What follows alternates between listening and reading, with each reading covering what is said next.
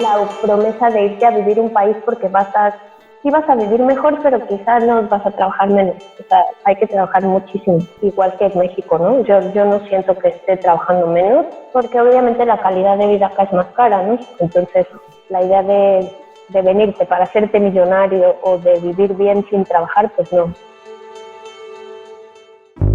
Y de pronto llamaste hogar a un país que no es el tuyo, donde la salsa no pica y las fiestas mexicanas son el 5 de mayo. un lugar en el que compartir los mejores momentos con los tuyos significa hacerlo a través de una pantalla. We the Mexicans, mexicanos esparcidos por el mundo. O lo que es lo mismo, seres que a donde van terminan buscando tortillas. Gijón, España. Habitantes, 273.909. Inmigrantes, 15.452. Mexicanos, 132. Precio de la docena de huevos, 1,60 €, equivalentes a 42 pesos mexicanos. Lo que no te imaginabas de Gijón. No comen hotcakes y por ningún lado encuentras miel de maple. Toma eso, Canadá. Hola, bienvenido a otro episodio más de We the Mexicans. Una de las particularidades de la producción de este podcast, sin duda, es coincidir en horarios. Mientras nosotros estamos a las 12 del día o 3 de la tarde muy listos para grabar, pues en otros lugares son las 12 de la noche o medianoche y la gente pues no está en condiciones. Y entonces pues encontrar un punto, un momento en el que podamos estar coincidiendo pues ha sido un reto. Por ese motivo, lamentablemente, esta entrevista no pudimos hacerla los dos juntos, pero Silvia entrevistó a Avin. Sí, la historia de Avin es interesante. Ella, junto con su esposo, Víctor, vivían en México, desde que se casaron, desde antes siempre vivieron en México. Ella trabajaba en una agencia de marketing digital como coordinador editorial y su esposo, los dos, pues, pero más su esposo, tenían una pizzería en la colonia Roma, en la Ciudad de México. De pronto, en busca de seguridad, de una ciudad mucho más tranquila, y ella con un gen un poco aventurero. Entonces se juntaron estas dos características y es por eso que decidieron irse a España, porque además Víctor también tiene la nacionalidad española. Y es así que se fueron hasta Gijón. Esta es la historia de Avin y Víctor. Si te querías ir a España, ¿por qué no te fuiste a un lugar más grande y acabaste en Gijón? Lo que pasa es que la familia de Víctor es de Asturias.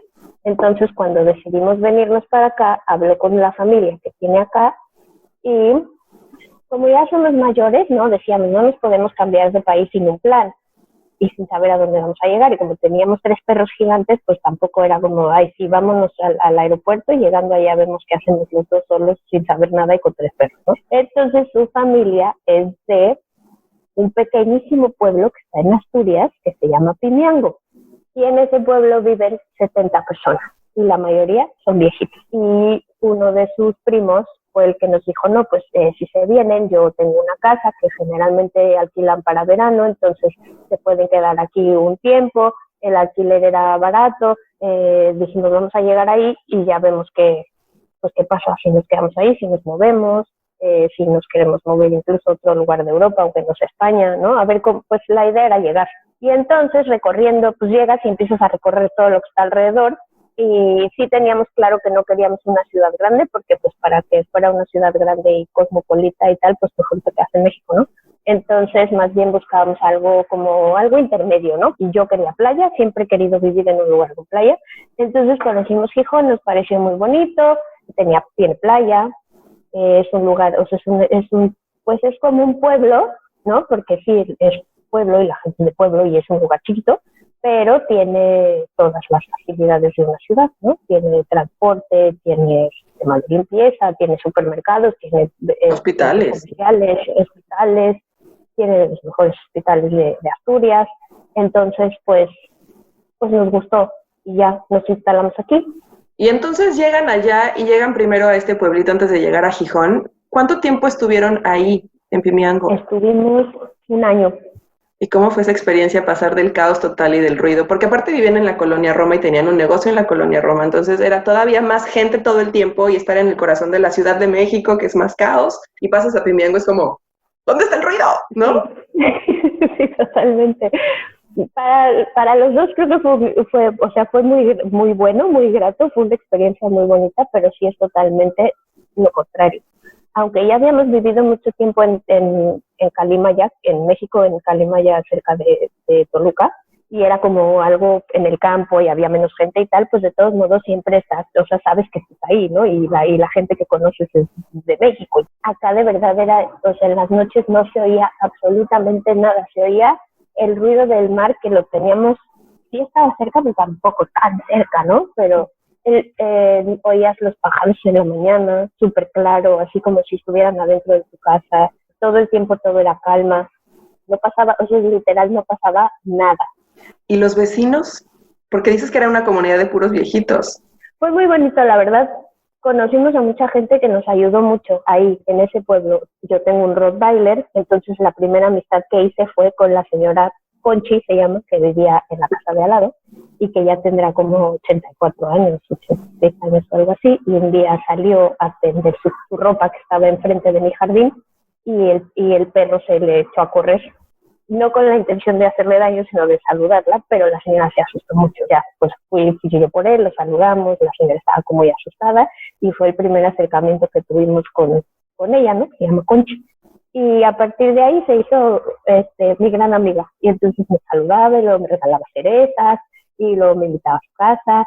Y entonces ya después yo la acompañaba al bar que está como a unas calles. ¿Al bar? Y así, ¿no? Hay un bar, era el único restaurante bar del pueblo. Obviamente okay. Es a donde iban todos y era lo único que hay. Lo que sucede también es que esta Pimiango tiene como una zona, uno de los puntos turísticos más famosos de Asturias, que son las cuevas del Pindal, que son unas cuevas donde hay pinturas rupestres.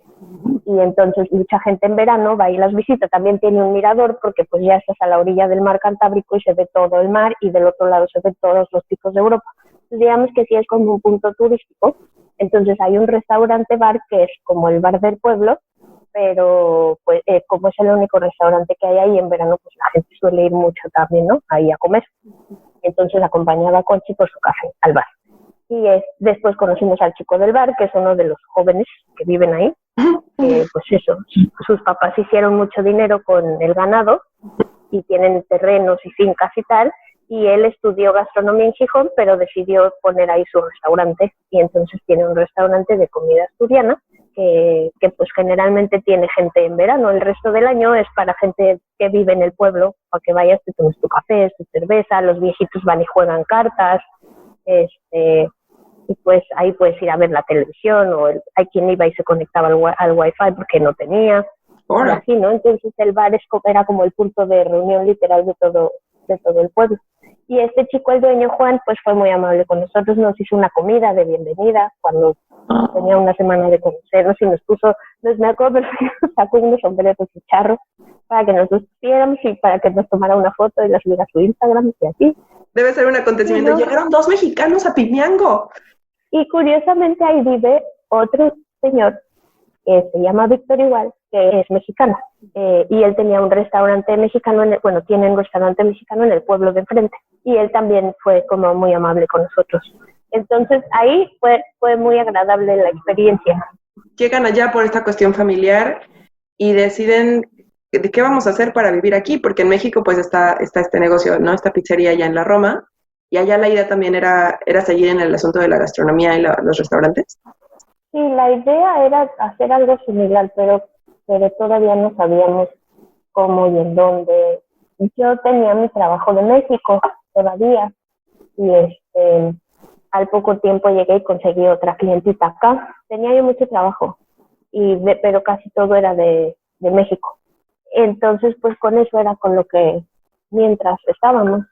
Porque pues todavía no sabíamos bien qué íbamos a poner, aunque sí era la idea, ¿no? De poner algo similar allá.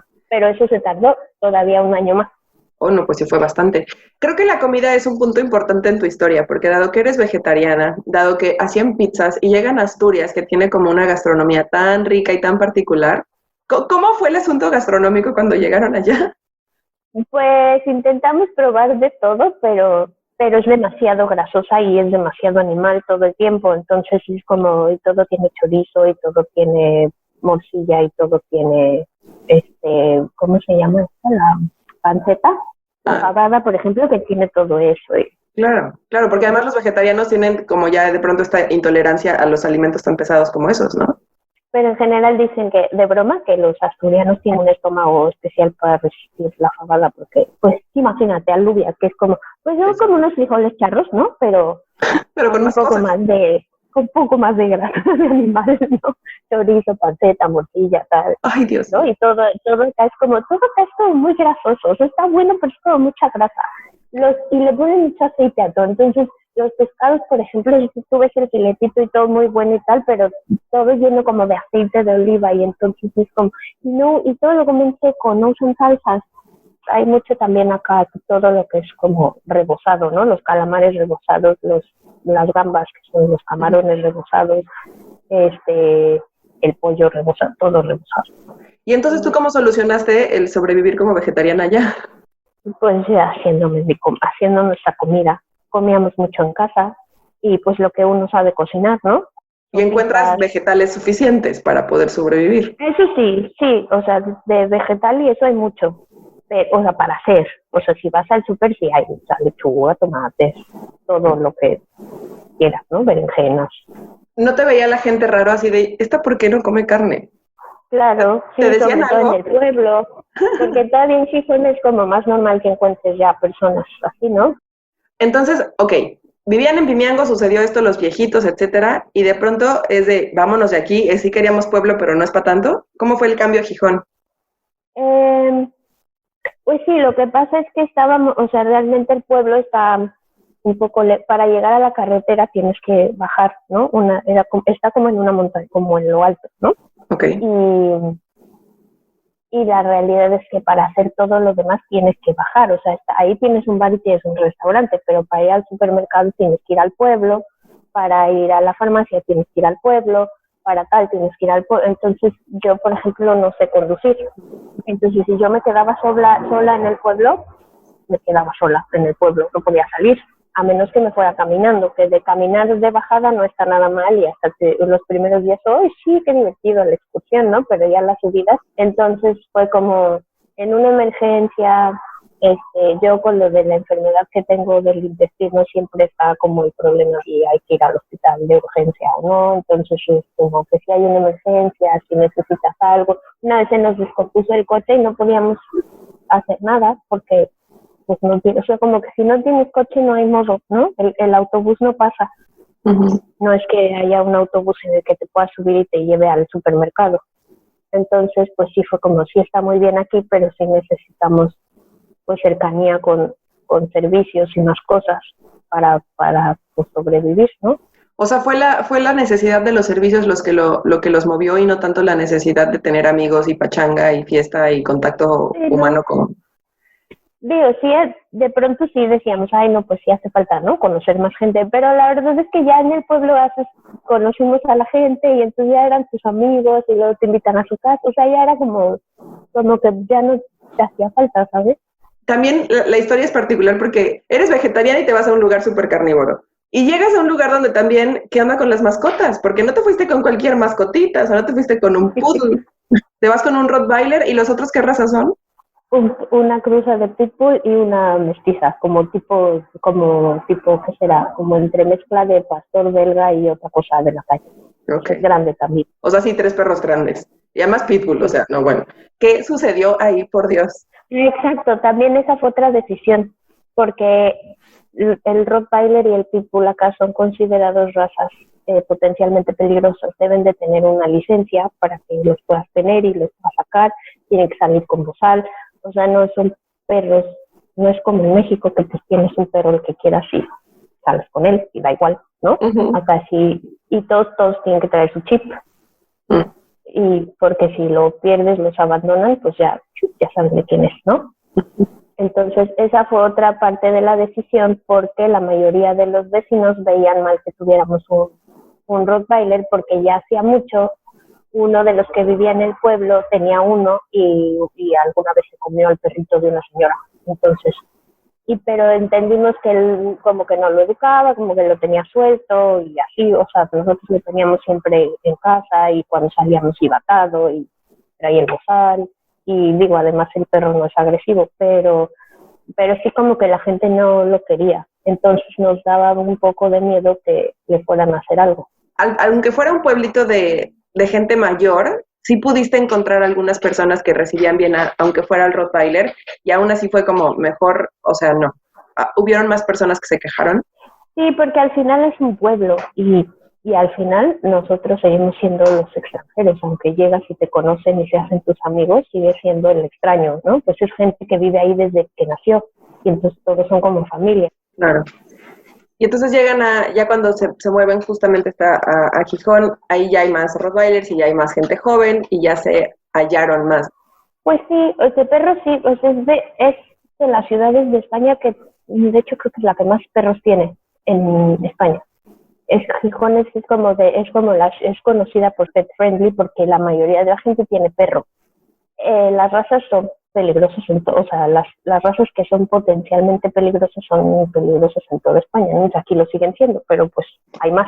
O sea, hay ya realmente cuando me hablas de Gijón, entonces, aunque es una palabra que seguramente muy pocos mexicanos han escuchado, ¿no? Un lugar del que muy pocos mexicanos saben. O sea, si ya hablas suena como un lugar donde perfecto puedes ir y es como vivir en algún lugar, en alguna ciudad grande, tal vez de provincia en México. Sí, de tamaño me decía Víctor que es como Guanajuato. Ok.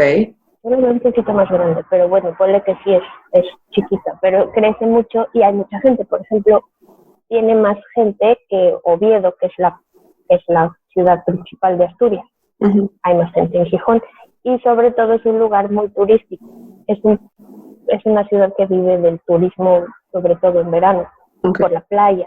Y porque es como un poco, digamos que Oviedo es como la ciudad donde vas todo, pues así la gente, ves más gente de traje y gente que va a trabajar a la oficina y tal, y acá es más como de gente que trabaja en el campo, mucha gente trabaja en las fábricas, entonces es como más relajado.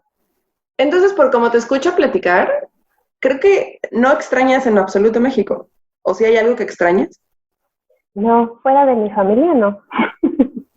Bueno, no, sí, o sea, ahora porque ya me acostumbré un poco, pero al principio sí extrañaba la parte de tener más opciones para hacer cosas, sobre todo por la comida.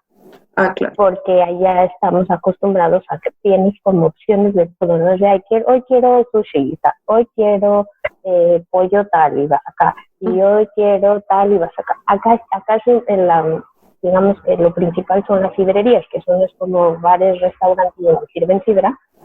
Y la mayoría ofrecen un menú de comer para la gente, que es como una comida corrida, tipos, es como el mismo concepto, pero la mayoría es lo mismo, la fabada o lentejas o tal, y luego tu plato principal, el pescado o rabas o Dios mío, codillo o tal, y el postre, y los postres todos son los mismos. Ahí tienes tarta de queso, budín, tarta de la abuela y no sé qué. O sea, no hay como esas opciones de decir, quiero un helado de esos gigantes, ¿no?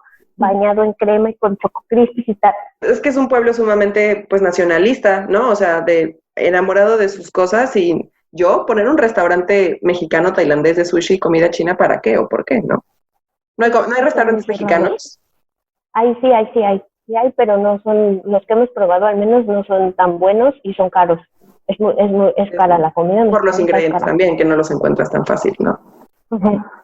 De pronto hemos platicado con algunos invitados al podcast que nos dicen que estando allá, estando fuera pues de México, se sienten todavía más mexicanos. A veces sí, porque pues eso es cuando te das cuenta lo diferente, aunque España no es tan distinto a México como podría ser, no sé, Rusia, pero la realidad es que es cuando te das cuenta de todas las diferencias que tienes con tu país, de la gente, de cómo habla, de cómo se expresa, de cómo trabaja, de todo. Entonces ahí te das cuenta que eres muy mexicano, ¿no? Y que sí hay grandes diferencias en muchas cosas. De la gente acá es muy rara y es, sobre todo, y no lo digo, lo dicen hasta los mismos españoles, ¿no? La gente de Asturias es muy ruda. Y entonces el primer acercamiento es muy complicado porque te ven raro o no te hablan o te ven feo, y después ya que los conoces ya te cuentan toda su vida, ¿no? Y ya te haces gran amigo de esa persona, pero si es la gente es como muy dura, es difícil. ¿Qué ha sido lo más difícil de estar allá? Pues todo.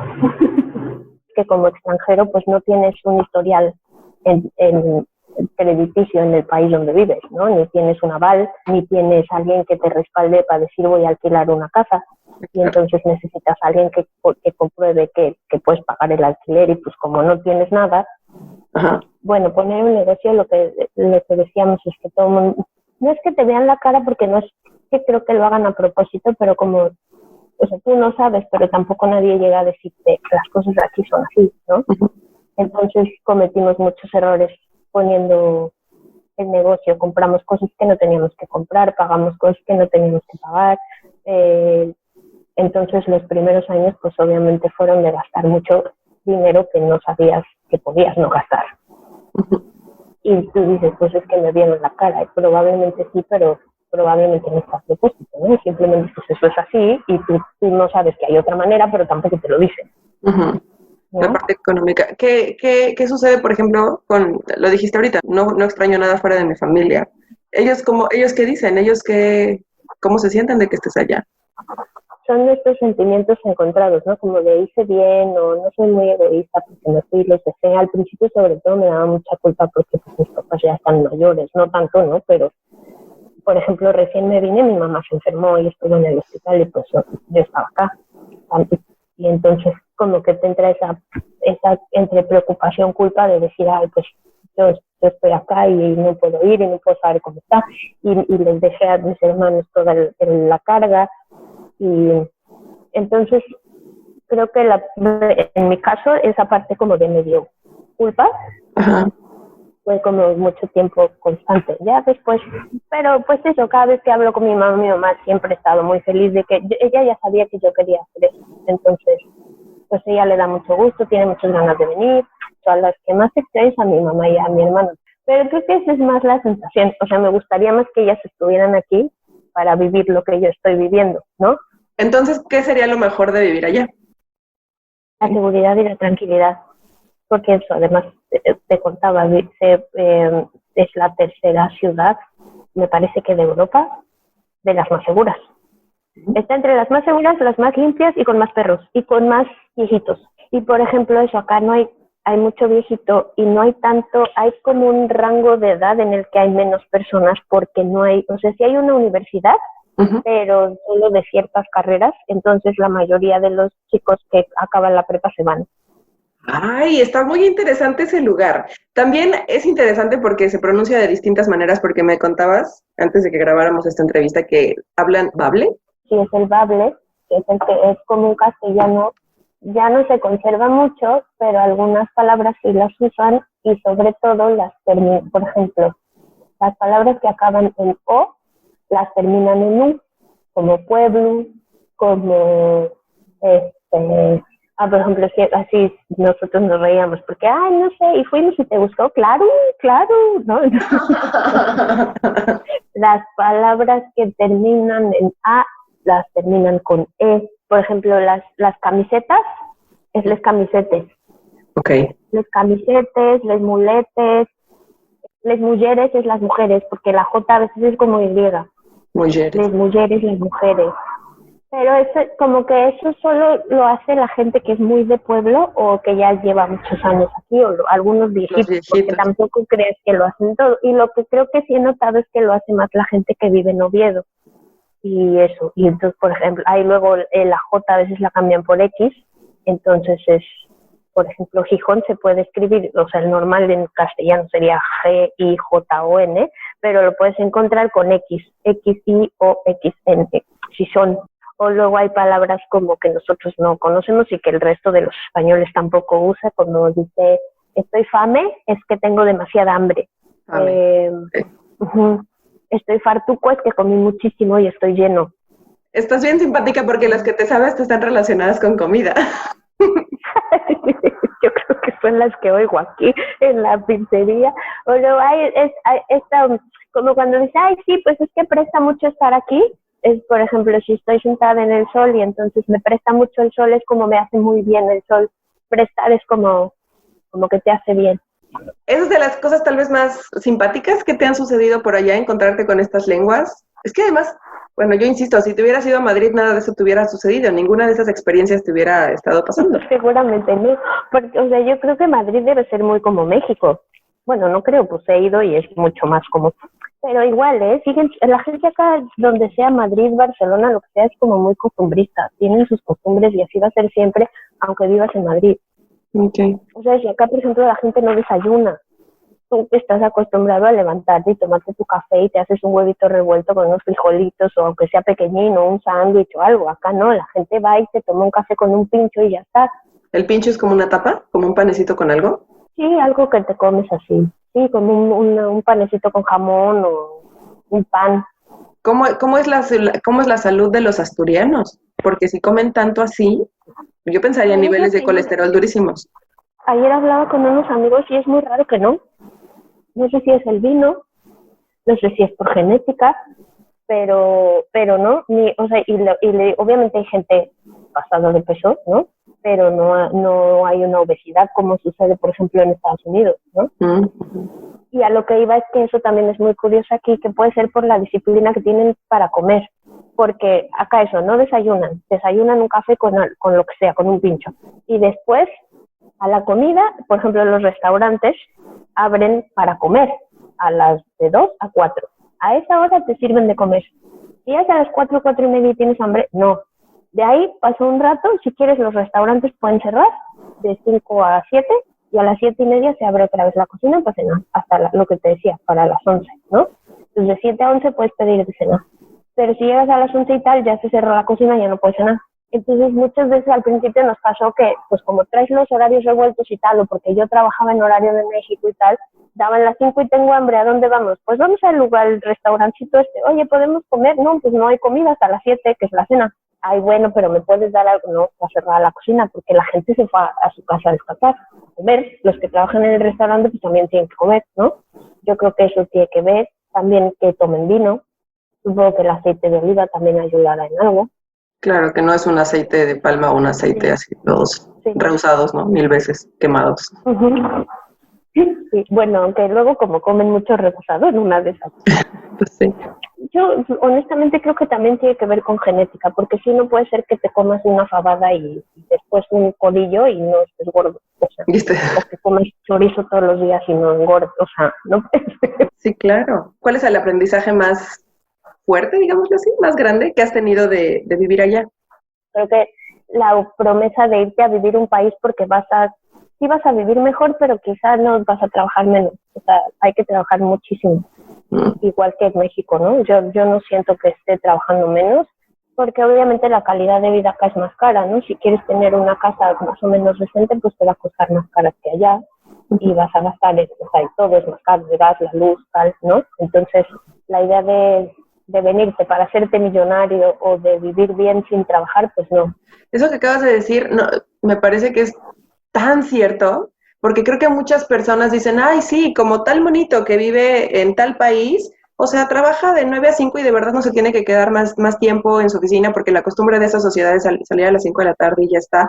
Y no dudo que hay algunos afortunados que efectivamente así les vaya, pero no son muchos. O sea, este mito de irte allá, a cualquiera que sea tu allá, solamente para estar más cool y ganar más dinero, o sea, es como esta promesa de bajar de peso sin hacer nada, ¿no? Sin cambiar de hábitos alimenticios. O sea, no existe. O sea, es muy probable, o sea, sí hay muchas cosas que dices que cuando llegas a otro país dices, wow, en mi país no las hay, ¿no? Como eso, o sea, el simple hecho de que en un restaurante cierren para que la gente se vaya a su casa a comer. Claro. Porque la siesta aquí se respeta mucho. Nadie puede faltar a su siesta. Pero vuelvo a lo mismo. Al final también yo vivo otra situación porque yo vivo en un pueblo, vivo en una ciudad pequeña.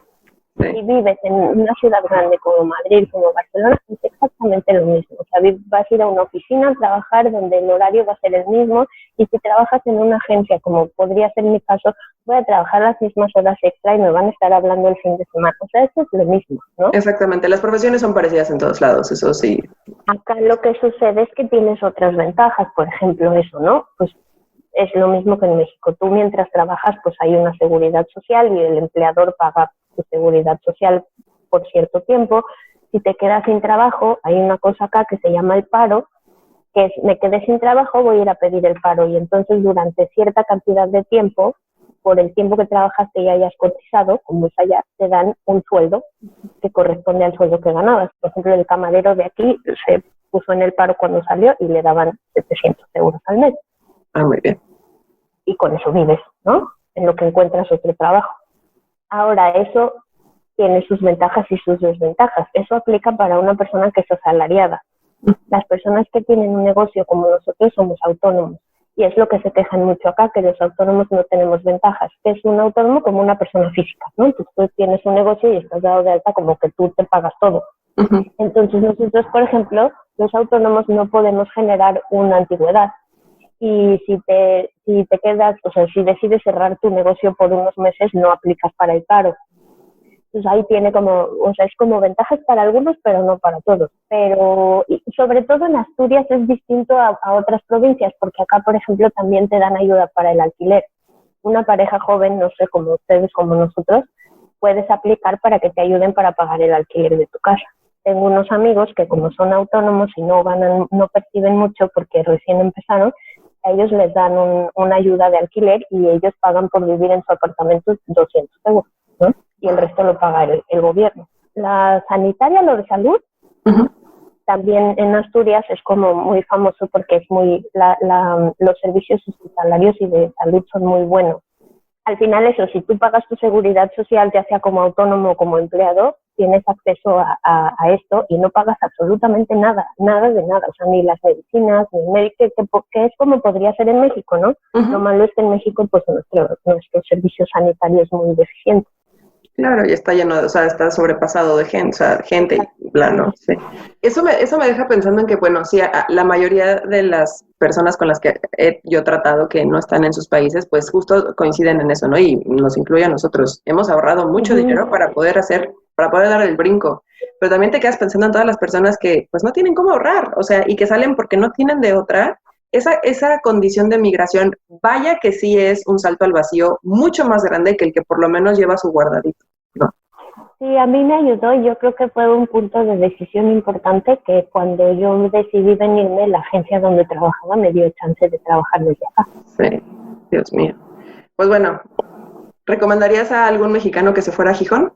¿Está padre vivir en Gijón? ¿Así lo recomendarías? Depende, que busque. O sea, si es una persona que quiere fiesta y aventura y rock and roll, pues no. Mejor a otro lugar más grande. Pero si buscas calma, seguridad y todo lo demás, sí. Y entonces, ¿qué, mi amor? ¿Tú te aventarías a irte a vivir a Gijón? Pues por la fabada, la verdad es que me encanta la idea porque toda esa comida súper especiada de los españoles me fascina. Pero me parece que tanta tranquilidad sería demasiado para mí. Quizá lo consideraría como para retiro o para una temporada al año, pero no sé si tanta paz sea para mi corazón estresado. A tu corazón estresado. Pues sí, sin duda alguna, estos destinos también son para personas que tienen determinada necesidad emocional o para determinado carácter. Justamente eso es algo muy interesante, que siempre hay un lugar para lo que quieras hacer, para el tipo de vida que quieras tener. Y el reto es darnos cuenta que muchas veces ese lugar está fuera de nuestro país. Tun, tun, tun. ¿Cuál será el destino del siguiente episodio de We the Mexicans? Te invitamos a que estés pendiente. Recuerda que nos puedes escuchar en www.wethemexicans.com y además en las plataformas de podcasts. Hasta la próxima. Chao. We the Mexicans, mexicanos esparcidos por el mundo. Entra a wethemexicans.com.